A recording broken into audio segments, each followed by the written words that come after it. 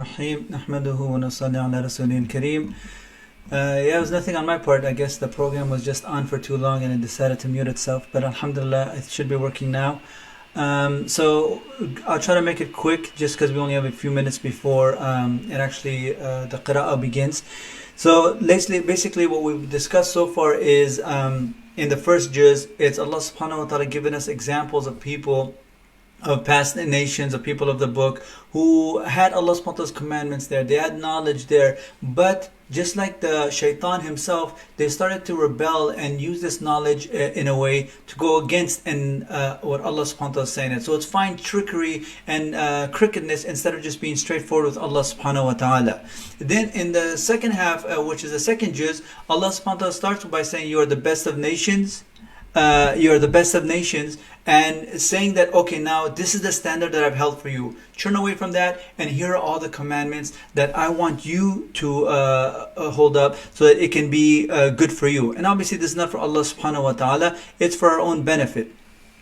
So when while we're over here, now when Allah subhanahu wa ta'ala gave us all these commandments, He told us about fasting. The first is salat, then fasting, then hajj, a whole bunch of other commandments between husband and wife, all these different rules and regulations that are there for us to abide by. And when Allah subhanahu wa ta'ala comes towards the end of it, before He gets to another story, He read again, says, حَافِظُوا عَلَى الصَّلَاةِ وَالصَّلَاةِ الْوُسْطَى. That He started with us turning away from that method of the people of the past, and the first thing He said, seek help with Allah, with patience and salah. And over here then Allah subhanahu wa ta'ala ends this scene by saying, protect your salah. It just shows how important the salah is in order for us to just keep all these commandments. Like I said, from the beginning of the second juz until practically the end of it, it's just filled with commandment after commandment after commandment, and it's just giving us all the regulations and rules. And it can overwhelm us. But for Allah subhanahu wa ta'ala, it's easy. If Allah subhanahu wa ta'ala wants someone to be within those regulations and staying within His commandments, it's very easy for Allah subhanahu wa ta'ala to give that divine aid. So we seek aid through Him, and the best connection that we have that's between us and Allah subhanahu wa ta'ala is the salah. This is the salah. And a lot of people, they say it comes from the word sila, which means connection. It doesn't. It actually comes from the word sad lam ya, which is salah, salla yusalli. But it's still there. It is our direct connection with Allah subhanahu wa ta'ala. There's no medium there. You don't need to come to the imam and say, oh, I need this from Allah subhanahu wa ta'ala, can you make dua? Or you don't need to go to a certain individual and say, I need this, can you make dua for this or pray for me? We can do that to just magnify our connection with Allah subhanahu wa ta'ala. But in the end, all we need is just the salah. This is where I talk to Allah and Allah talks to me. Now then, after saying the commandments, Allah subhanahu wa ta'ala gives us another example of the people after Musa alayhi salam. And when Musa alayhi salam passed away, they were walking around for many times along in the desert. They actually just went up to their prophet, which was Isha alayhi salam, the prophet after Musa alayhi salam. They said, make dua that Allah subhanahu wa ta'ala gives us back the city, the promised land. And when they made this dua and they asked the Prophet alayhi salam to make this dua, you have to be careful, because you can't just, Allah subhanahu wa ta'ala is not a genie for us to make a wish and get that wish granted. So when Allah subhanahu wa ta'ala, when they asked for that dua, the Prophet said, what if you ask for this and Allah subhanahu wa ta'ala gives you the way and you don't want to walk that path? They said, no, we're definitely going to walk it. And when Allah subhanahu wa ta'ala says, okay, He told the Prophet alayhi salam, and the Prophet alayhi salam got the wahi that Talut is going to be your king. From all these lessons, they should have been like, okay, Talut's our king, let's go with him. Right away it's like, why is Talut king? Why not me? I'm better than him. It right away went to the same problem when Allah subhanahu wa ta'ala told Shaitan and all the angels that make prostration to Adam alayhi salam. Shaitan said, why him? I'm better than him. And you just see that it's the same exact repeat of what occurred in the past, in the beginning of the juz. And still eventually, that amongst them, there's still a group of people, but you see the mass majority of them turned away from what they asked for, and only a few remained that went with the Prophet alayhi salam, and actually with Dawood alayhi salam as well. They were able to get back the promised land. But that's the way it works. When we ask Allah subhanahu wa ta'ala make dua for him, He's gonna show us the path and the way and the method to get across so that our dua can actually come to fruit. Not just, okay, I'm gonna wait, go ahead, let's wait for this to happen. That's what they did in the past, and they still didn't learn from it.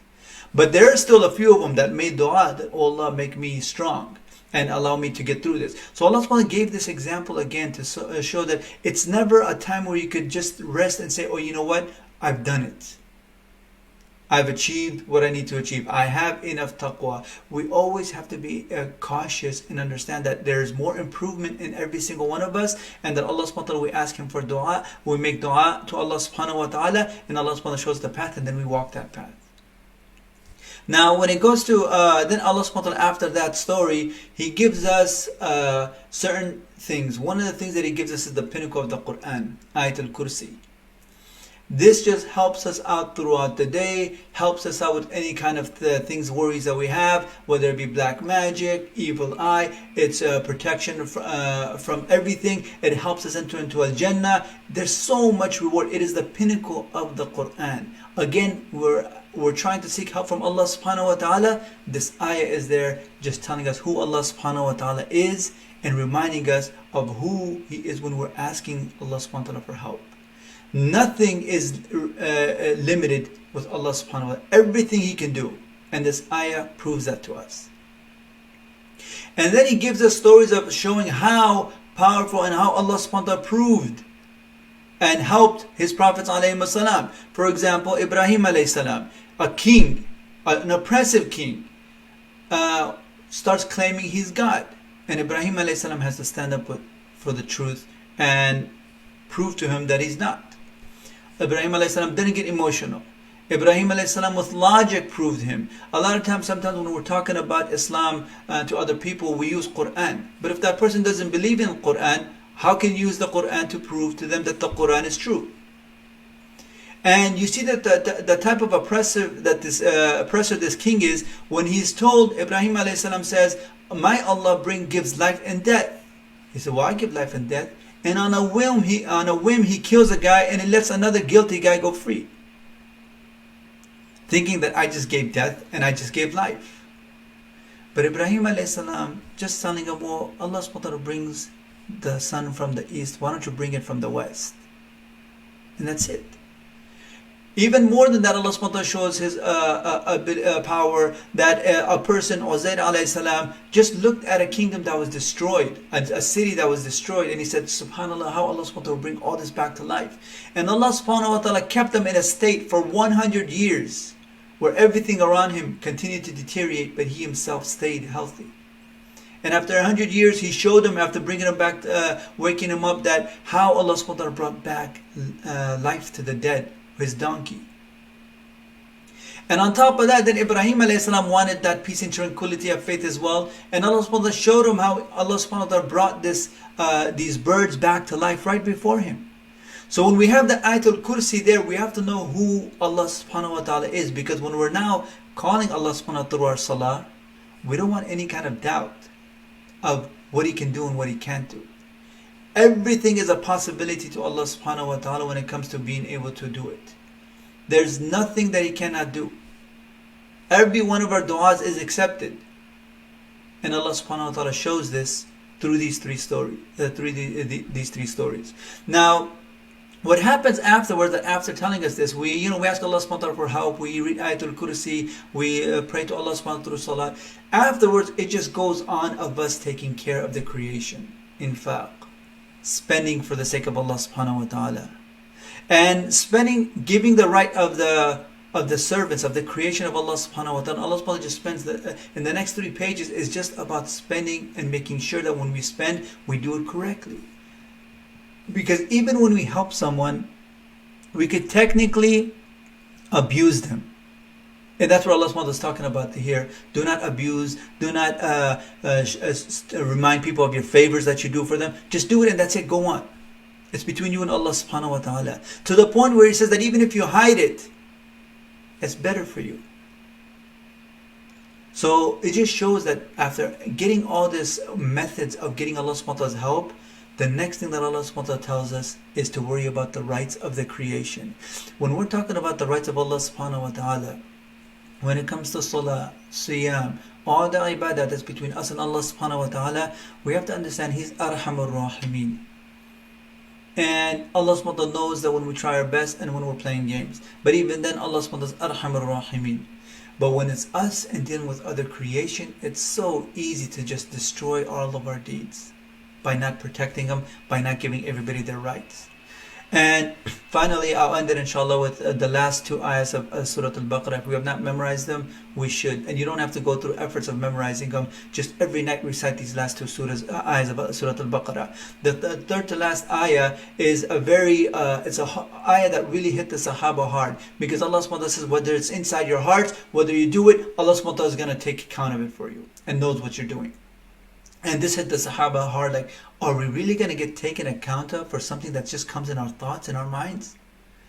And the Prophet ﷺ said, don't be like the people in the past. And he said, don't say, Sami'na wa asayna, which is literally something that was said in the beginning of Surah Al-Baqarah by nations in the past. Instead he said, say, Sami'na wa ata'na. And Allah subhanahu says that this is the words of the believers. They say, Sami'na wa ata'na. That we hear and we obey. Not we hear and we disobey. And when they said this, they said, whatever the Prophet ﷺ says, whatever Allah subhanahu wa ta'ala says, we accept. Then Allah subhanahu wa ta'ala reveals the last ayah, which just says forgiveness on top of forgiveness on top of forgiveness. Every ayah is a dua. Every ayah is a dua. Not every ayah, every pause, it's just one long ayah with just so many du'as in there. That all of them, the Prophet ﷺ said, it's accepted, it's accepted, it's accepted. And we end Surah Al-Baqarah with that thought, that although we have all these commandments, we just got hit with a ton of commandments. But Allah subhanahu wa ta'ala gives us the tools to actually be able to fulfill those commandments because we get Allah subhanahu wa ta'ala's help. And then at the end He says, listen, there's all these rules are there, but in the end you have forgiveness there. So just try your best, and everything that you forget, everything that you don't know, everything that you make mistakes and you just fall short, Allah subhanahu wa ta'ala will forgive you here, Allah subhanahu wa ta'ala mercy in the grave, and Allah subhanahu wa ta'ala will ease your troubles in the afterlife. So Jazakumullah khairan. Inshallah we'll continue with the surah.